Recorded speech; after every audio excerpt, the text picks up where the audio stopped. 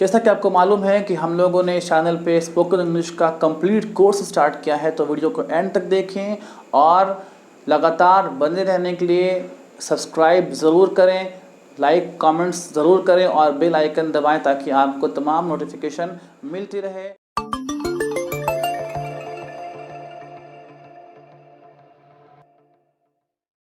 Hi, this is Javed Iqbal and welcome back to our channel EduReds.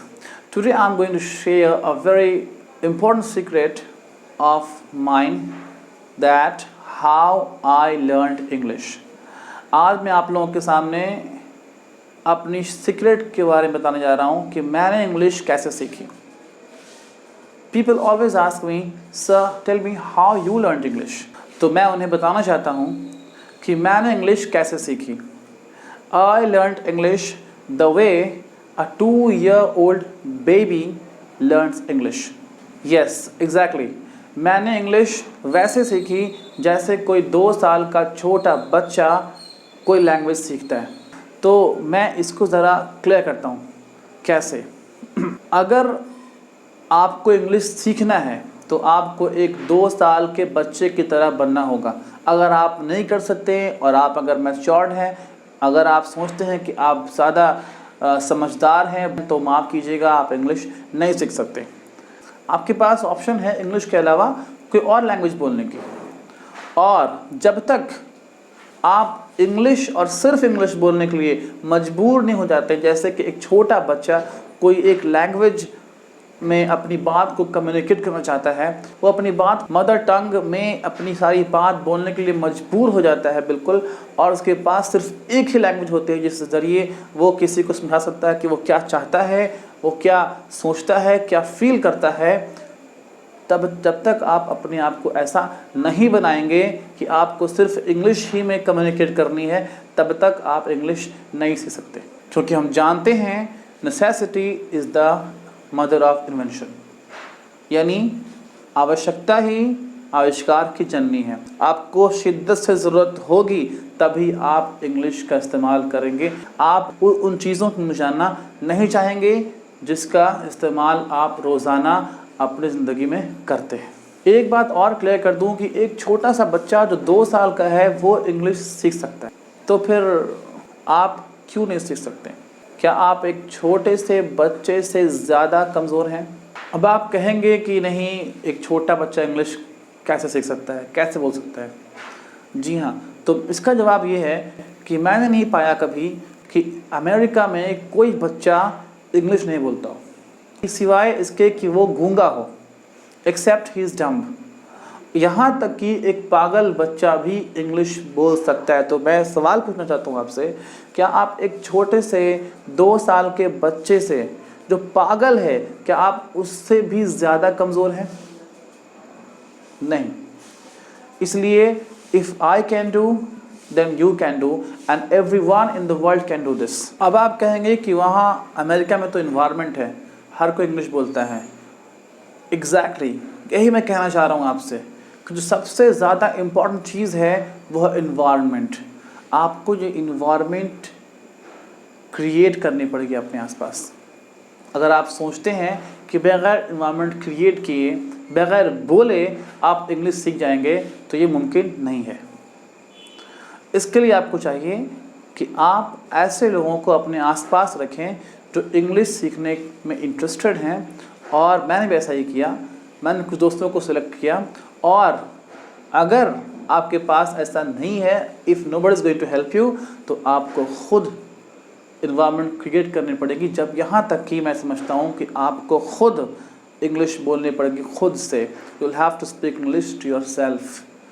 आपको आईने में देखकर इंग्लिश में बात करनी पड़ेगी, बोलना होगा, कोशिश करना होगा, यानी आपको बोलना पड़ेगा। यू वोंट बिलीव, जब मैं इंग्लिश सीख रहा था तो मैं हर रोज़ काम करने के अलावा 4 घंटे 5 घंटे काम के साथ साथ बोला करता था।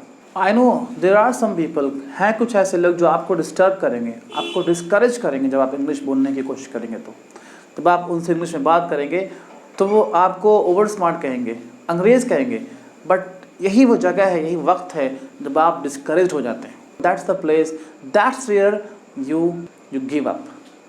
and that's where I didn't. That's where you shouldn't have lost your heart and should have worked hard. And that's where I did, and that's where you didn't. And that's why I learned English, and that's why you didn't. Fine. According to me, the thing a man can learn, every man can learn this. There is no anything which a man can learn, others can't learn. Okay? Everything which a man can learn, every man on the earth can learn this. यानी दुनिया में कोई चीज़ जो इंसान सीख सकता है वो हर इंसान सीख सकता है. ऐसा नहीं है कि कोई एक चीज़ ऐसी है जो एक इंसान सीख सकता है लेकिन दूसरा इंसान नहीं कर सकता. ऐसा नहीं है. अगर एक इंसान कर सकता है दूसरा भी कर सकता है, but you will have to practice for that. उसके लिए आपको प्रैक्टिस करनी पड़ेगी. And if you think you don't have to do anything to learn anything, then you forget it. You can't learn anything. अगर आप सोचते हो कि आपको कुछ सीखने के लिए कुछ करना नहीं पड़ेगा तो भूल जाओ, आप वो चीज़ कभी भी सीख नहीं सकते. कुछ पाने के लिए कुछ खोना पड़ेगा. मीन्स आपको प्रैक्टिस करना पड़ेगा. If I can do this, if I can learn English, you can also learn English. I'm neither special, not different from you. The difference is that I say I have to do it today. I don't procrastinate. The difference is that you kept procrastinating and I kept practicing. आप आज का काम कल पे टालते रहे और मैं प्रैक्टिस करता रहा. The difference is that you kept saying I'll do it tomorrow. I said that I will try even if I die. अब आप सोच रहे होंगे कि आखिर what are the steps to learn English. So let's start with the steps what we have to follow in learning English. तो सबसे पहली चीज़ जो ज़रूरी है इसके सीखने के लिए, सबसे जो पहली रिक्वायरमेंट है वो है grammar. Yes, grammar. Now you be wondering, grammar, some people say grammar is not important. कुछ लोग कहते हैं ग्रामर बहुत इंपॉर्टेंट है. तो आखिर हकीकत क्या है? What's the reality of this? तो रियलिटी ये है कि ग्रामर एक हद तक इम्पॉर्टेंट है, ख़ास तौर पे बिगिनर्स के लिए.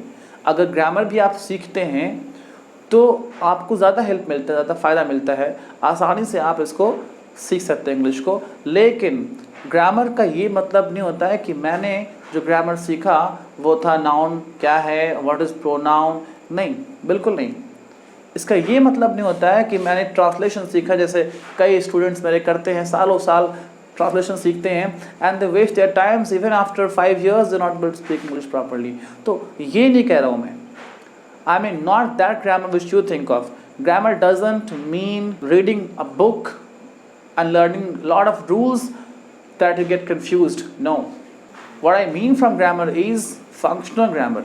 मीन्स वो ग्रामर जो अप्लाई किया जाता हो, जो इस्तेमाल में हो हमारे इंग्लिश में, जो डे टू डे कन्वर्सेशन में इस्तेमाल में आते हैं. मैंने उसे पहले सीखा and I ignored those grammar जो मुश्किल थे और जिसका इस्तेमाल मेरे डे टू डे कन्वर्सेशंस में नहीं था.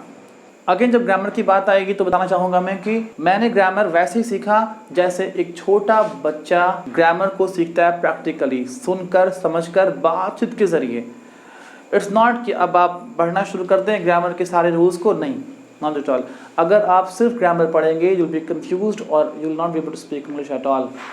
ओके, सो ज़रूरी है कि आप इसको सीखें बट प्रैक्टिकली सीखें. अगर आपने ग्रामर का एक पैटर्न भी सही से सीखा है, यानी प्रैक्टिस करी है उसकी अच्छी तरह से, आपको सेंटेंसेस फ्रेम करने आते हैं उस पर, तो आपके लिए काफ़ी है और आप अच्छी इंग्लिश बोल सकते हैं. यहाँ तक कि उस इंसान से अच्छी इंग्लिश बोल सकते हैं जिसने बहुत सारी चीज़ें ग्रामर में सीख ली हैं.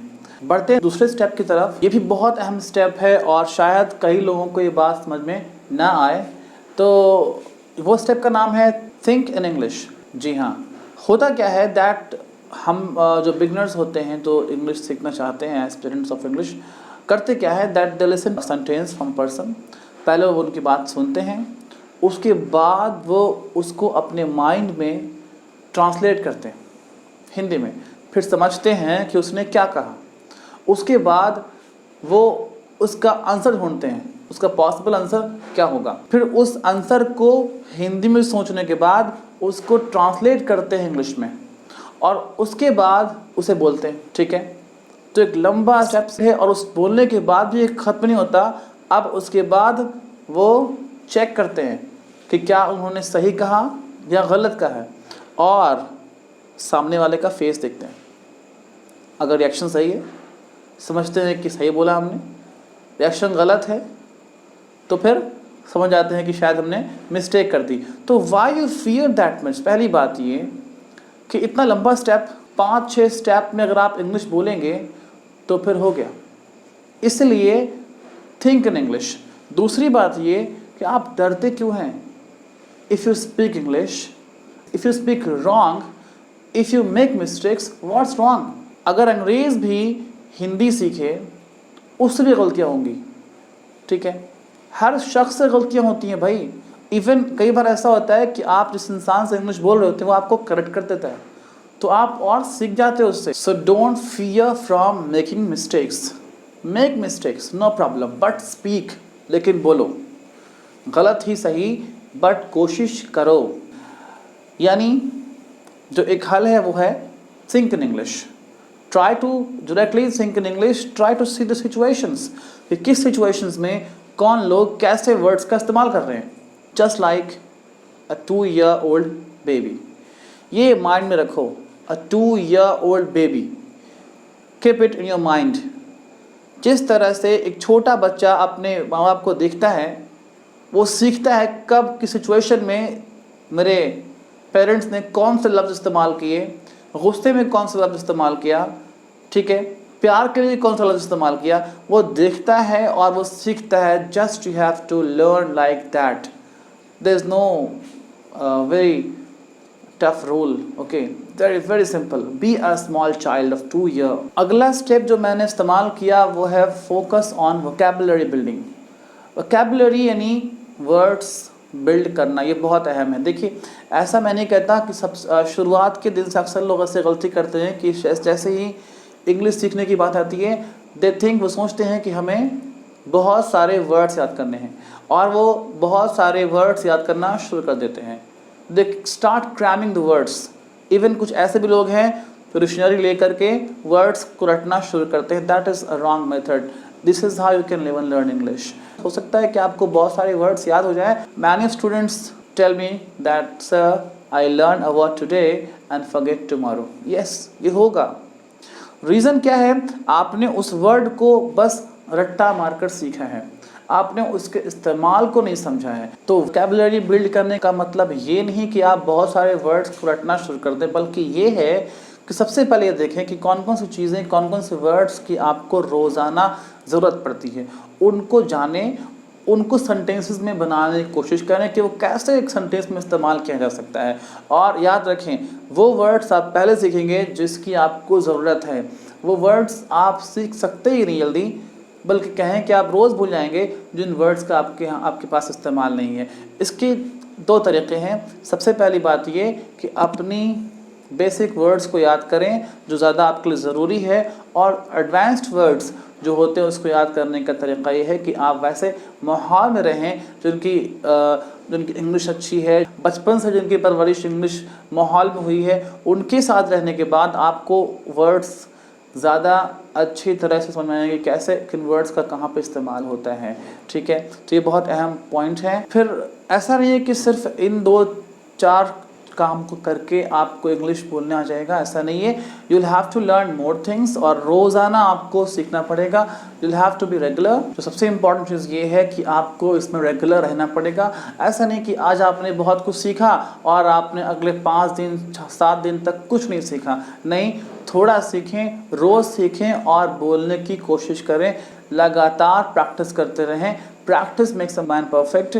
तो इसलिए ज़रूरी है कि आप लगातार जुड़े रहें और आप रोज़ कुछ ना कुछ टिप्स सीखेंगे। हर चैप्टर में, हर लेसन में कुछ टिप्स है। जैसा कि आपको मालूम है कि स्पोकन इंग्लिश कोर्स हम लोगों ने शुरू किया है, तो इस स्पोकन इंग्लिश कोर्स के लिए अपने आप को एनरोल करें। मिलते हैं अगले सेशन में, तब तक के लिए गुड बाय।